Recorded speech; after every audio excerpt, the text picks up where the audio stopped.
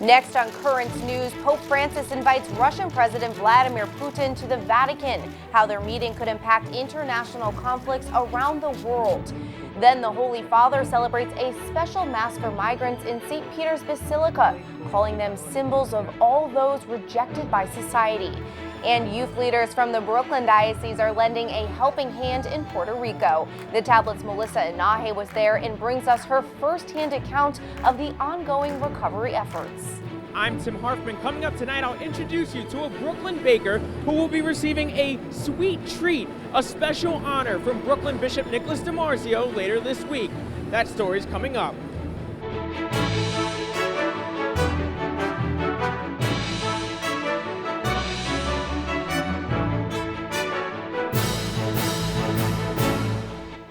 Good evening, I'm Emily Druby. Pope Francis and Russian President Vladimir Putin met at the Vatican on Thursday to discuss the life of the Catholic Church in Russia, just one day before Catholic leaders from Ukraine were set to meet at the Holy See. The two leaders addressing the ongoing conflicts in Syria, Ukraine, and Venezuela. Sean Richardson has the details from Rome. Vladimir Putin broke his own record and arrived at Via della Conciliazione more than an hour late. The last time he met the Pope, he made him wait 50 minutes. George Gainsvine, prefect of the pontifical household, received him in the courtyard of St. Damasus. The German bishop accompanied him through the corridors of the Apostolic Palace to the Pope's study. The third meeting went on for almost an hour. After greeting the delegation that accompanied Putin, the two leaders exchanged gifts. The Russian president presented Pope Francis with a film about Michelangelo, Sin, by filmmaker Andrea Konchalovsky. Allora, uno dei nostri registi più famosi, che ha vissuto molto in Italia e ha un rapporto molto buono con l'Italia, ha fatto questo film. He also gave the Pope an icon of St. Peter and Paul. Pope Francis presented Vladimir Putin several gifts with the same theme, peace. One was a medallion commemorating the end of the First World War, and another his annual message for peace. He also gave the president his apostolic exhortations on holiness and on young people, as well as the document he signed in Abu Dhabi on dialogue with Muslims. The Pope's final gift was a copy of an etching of the Vatican by 18th century Italian artist Giuseppe Vazzi.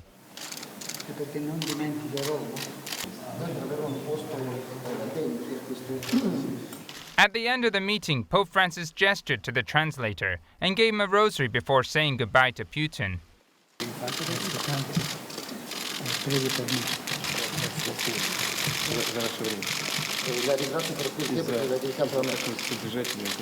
Vladimir Putin did not leave immediately.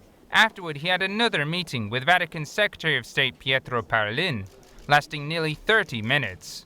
According to the press release issued by the Vatican, Putin and Pope Francis spoke about the situation in Venezuela, Ukraine, and Syria. I want to express to you the sincere and joyful satisfaction of the Holy Father, with whom I was able to speak to immediately after the meeting with the Russian president.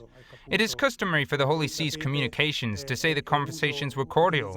However, I can assure you, after speaking with the Holy Father, it has been like this. During the meeting, the situation of Catholics in Russia was also discussed, and an agreement was signed between the Vatican Hospital Bambino Gesù and the Russian pediatric hospitals. In Rome, Sean Richardson, Currents News. And just days after his meeting with Putin, the Holy Father held a special Mass on Monday commemorating the 6th anniversary of his trip to the Italian island of Lampedusa, the first point of entry into Europe for tens of thousands of migrants seeking refuge. Francis reminding the faithful that refugees are persons, not mere social or migrant issues. Non si tratta solo di migranti, nel duplice senso che i migranti sono prima di tutto persone umane e che oggi sono il simbolo di tutti gli scartati della società globalizzata. The Mass, attended by more than 200 people, was celebrated at the altar of the chair in St. Peter's Basilica and included migrants, refugees, and rescue workers.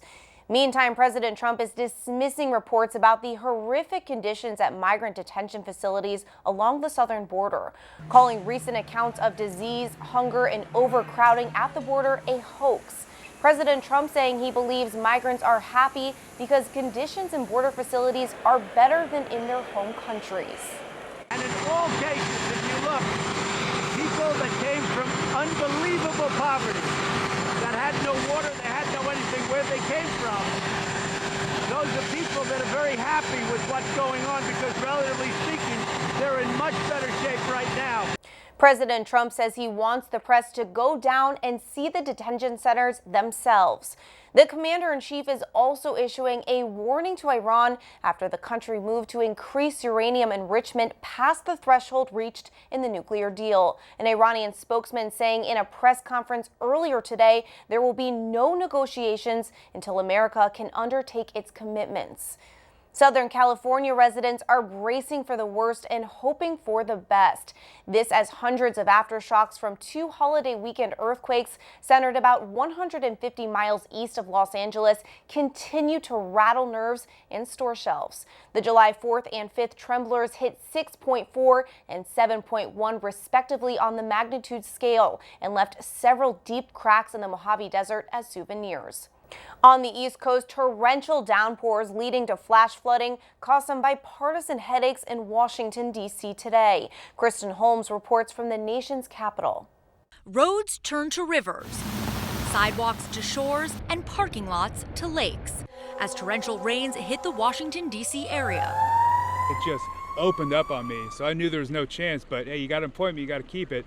So this is me trying to get there and seeing cars literally underwater. So this is just insane. Sparking a flash flood emergency. Some spots receiving more than 3 inches of rain in 1 hour. When I saw that the water was reaching my headlights, I thought, no, get out of there. According to the National Weather Service, more than a dozen high water rescues have been reported.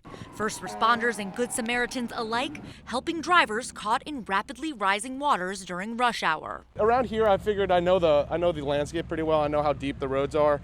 You can see some certain points, like halfway up a fire hydrant might only be a couple feet deep. So you can kind of use some sort of inferences to know how deep it is, but it's always a risk. Amtrak suspending train service south of the nation's capital. As the extremely heavy rain continued to fall, emergency responders begging drivers to stay off the roads. There's always a risk when you're trying to ford a river or any sort of standing water. In Washington, I'm Kristen Holmes. Turning now to the upcoming Bishop Nicholas DiMarzio Golf Classic. The annual gathering raises money for a good cause and recognizes organizations and individuals for their work. One of the honorees is a Brooklyn baker known for his dedication to helping others in the community. Currents News' Tim Harfman takes us to Damascus Bakeries in downtown Brooklyn. Edward Mahfoud is on a roll. He's the co-owner of Damascus Bakery in downtown Brooklyn. A third-generation baker, his grandfather started the business in 1930. The bakery business is in my veins. It's part of my blood, my genetic makeup. From pita and pizza crusts to flatbreads and mini stuffed bagels, the Brooklyn factory pumps out tens of thousands of loaves every hour. This week, Ed will receive a sweet treat. A special honor from Bishop Nicholas DiMarzio at the annual Bishop DiMarzio Golf Classic Thursday. The gathering raises money for a cause while honoring organizations and individuals for dedication to their communities. Ed is being honored not for needing, but meeting a need. He's chairman of the St. Nicholas Home, an assisted living facility in Bay Ridge, Brooklyn. I don't believe I deserve the honor, but putting that to one side, it means everything. It means that I've lived a life that is true to the community. His parents co-founded the home, where nearly 70 elderly residents currently receive 24/7 care. It's always worth it when you look at into the eyes of these senior citizens. They know that you're doing everything in your power to help them, to give them a quality of life. 71-year-old Barbara FORESTI has been living there for 14 years. I think Ed Mahfoud is a wonderful man. He's been a chairman a long time. Anything we've asked him, he's always said yes. Ed is a Maronite Catholic living in Staten Island, and this baker says just like the yeast in his dough, his faith continues to rise. I talk to Jesus Christ all the time, and I say, what is your plan for me? What have I done? What haven't I done? What he has done is be there for his community, earning him the high honor from Bishop DiMarzio. In downtown Brooklyn, Tim Harfman, Currents News. Tim will hit the links this Thursday, July 11th, and have a full report from the 24th annual Bishop DiMarzio Golf Classic at the North Hills Country Club in Manhasset, Long Island. There's a lot more news headed your way. She's America's first citizen saint. Now, 7 decades after her canonization, a multi-billion-dollar foundation is continuing Mother Cabrini's mission. Plus, a miracle has been confirmed in Archbishop Fulton Sheen's cause towards sainthood, the Vatican announcing that they will move forward with his beatification. And a first-hand look at the rebuilding efforts that continue in Puerto Rico. The Tablet's Melissa Anahe was on the ground with young missionaries from the Brooklyn Diocese. Do you have a story idea or want to share a tip? Email us at newstips@desalesmedia.org or call our 24-hour number, 718-517-3122. We'll be right back.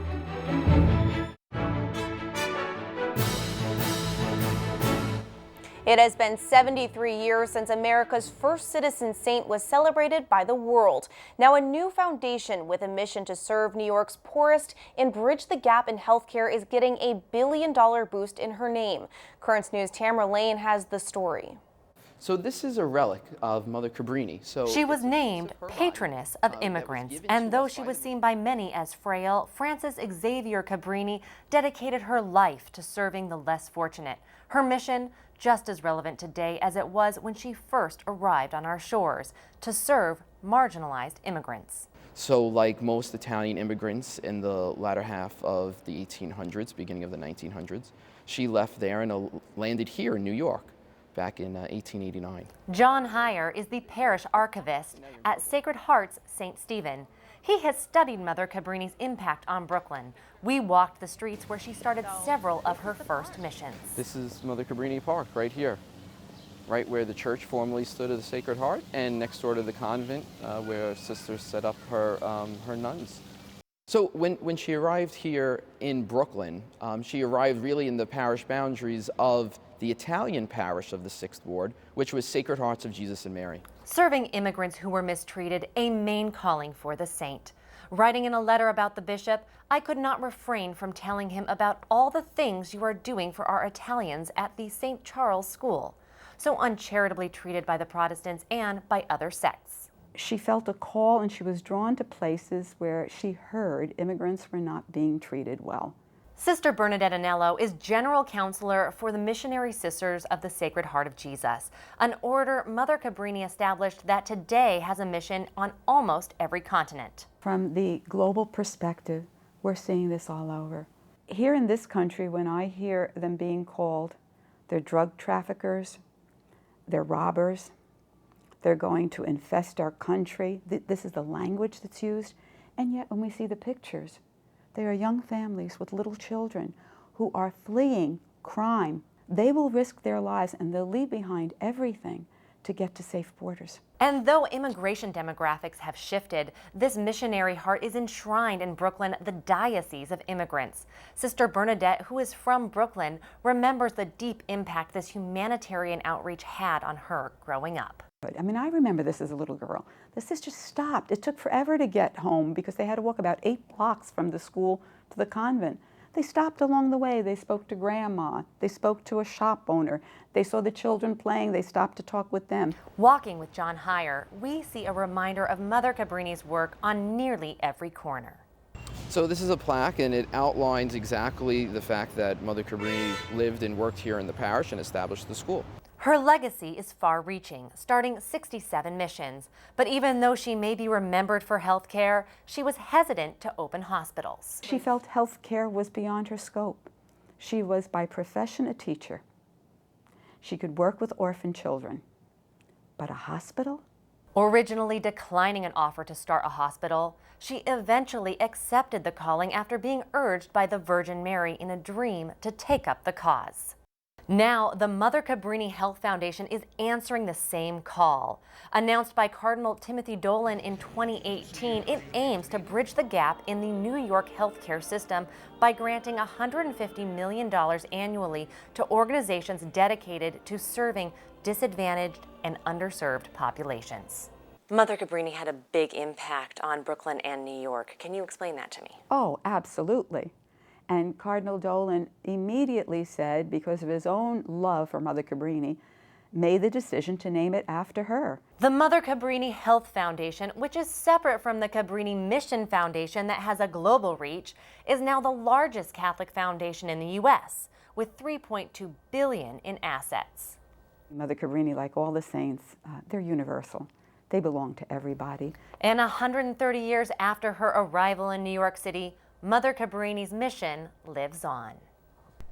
Grants for the new foundation are currently under review, and they say they are focusing on funding organizations that service vulnerable communities, including immigrants and migrant workers. Emily? Tamara, what an interesting report. Now, when you were speaking with people about Mother Cabrini's work, what stuck out to you the most? You know, it really hit me that it's been 130 years since Mother Cabrini arrived on our shores, and we're facing the same issues with immigration and how we treat our migrants and the most vulnerable in our communities. When I was speaking with John Heyer, he had a letter from the newspaper from the 1800s, and the way it spoke about the Italians is kind of similar to what you see now in our newspaper about immigrants crossing our border down in Texas and down in Arizona. And you think, what would Mother Cabrini do? Well, she would be the first to arrive there. She would be the first to set up services, and she certainly would be caring for them.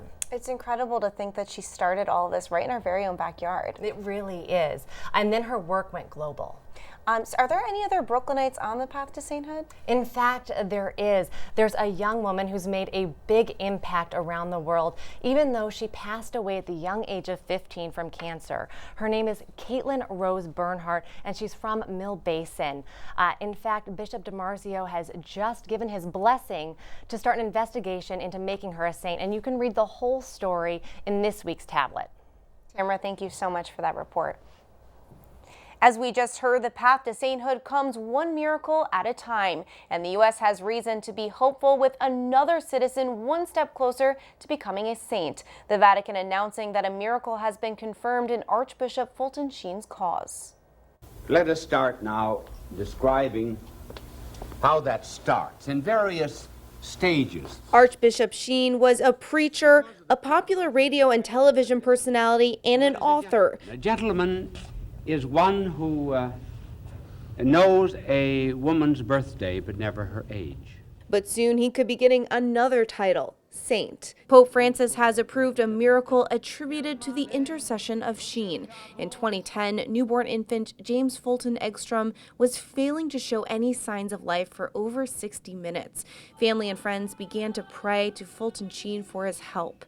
In moments before doctors declared James dead, without any medical explanation, he started breathing and his heart started beating. He has grown into this healthy child. Now that the miracle has been approved, the Diocese of Peoria can start planning for his beatification, a ceremony at which the title of Blessed is given to a servant of God. In a statement, Bishop Daniel Jenke of Peoria saying, "It is truly amazing how God continues to work miracles. I am so grateful that the Vatican acted so quickly after last week's transfer of Sheen's remains from New York to the Cathedral of St. Mary of the Immaculate Conception in Peoria." The beatification is the second to last step before becoming a saint. Its end phase, what is called compulsion. A date for the beatification has yet to be set, but they're hoping for it to happen this year, the 100th anniversary of his ordination to the priesthood, which took place in Peoria. Still to come on Currents News, the tablet's Melissa Anahe takes us to Puerto Rico, where rebuilding efforts are ongoing with a little help from young missionaries from the Brooklyn Diocese. And they are World Cup champions. We'll tell you what's next for the U.S. women's national soccer team when we come back.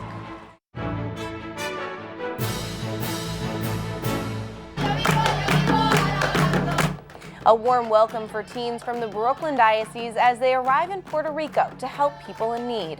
The young missionaries stayed in the U.S. territory for a week, providing aid to locals who are still struggling to survive nearly 2 years after Hurricane Maria devastated the island. Traveling with the group from the Diocese Vicariate for Black Catholic Concerns was tablet reporter Melissa Anahe, who joins me now to talk about the trip. Melissa, thank you so much for being here. Thank you for having me, Emily. Great to be back in New York. So how did these teens help the people of Puerto Rico? What kind of work did they do? Well, the teens from the Vicarious Black Catholic Concerned Youth Ambassador Program teamed up with members from the Diocese of Caguas, particularly with the Parroquia de San Jose, which is the Church of St. Joseph. And together they went every day after Mass. They went to either clean a chapel, they went to do any type of garden work, and more importantly, they were there to be present and pray. It sounds like they did so much. How did people feel getting aid from the Brooklyn teens? They felt just very blessed, just seeing them there, from those who just needed someone to pray for them, or just seeing that people of faith, or people in general, were coming from all over the world and Brooklyn and Queens to help. They felt blessed, and you could tell it by the amount of joy and love that they shared with us, and particularly every day. Just so welcoming, very positive. I mean, what kind of emotions did you see? How did they physically react? Oh, I mean, I saw an elderly woman just cry in front of us as they were singing one of their songs. I saw another elderly woman who was in hospice care who was diagnosed with leukemia, who did not get all the health supplies that she needed because of Maria. She was just so welcoming. She said she felt bad that she couldn't provide more for the teens, even though she was bedridden. I know obviously they've been trying to recover for so long, but what is it like on the ground right now? Okay, so we went particularly to Ay Bonito, Puerto Rico, which is in the mountain region, central Puerto Rico. And like you could say or imagine, more than 30 minutes, 45 minutes on a bus up winding roads into the mountain. And so in these rural areas, there was a lot of people who were affected. And we can see nearly 2 years later, for particular one house of a family of 4, they're still living in one room with no roof, just cement blocks. FEMA helped with the inside, but they didn't qualify for the outside of their house because it was made out of wood. So you saw people who were able to rebuild because they did extra work with like power generators. So they were able to rebuild their home, but it's still, you know, rural Puerto Rico. You still saw a lot of things that needed to be done. It sounds like such an incredible trip. What was your biggest takeaway? My biggest takeaway, I think that's a great question, was just the positive energy from the Puerto Ricans to us in the group, and the teens accepting that, and how I saw that they were grateful, how I saw that they were changed, or they had a different perspective, just not even just in service, just witnessing what they went through and hearing their stories. They had a different perspective from this mission trip, and I think witnessing that was the biggest takeaway. Melissa, this sounds like such an incredible mission trip. Thank you so much for coming here and sharing with us. And thank you very much for having me and allowing me to share this story. Thank you.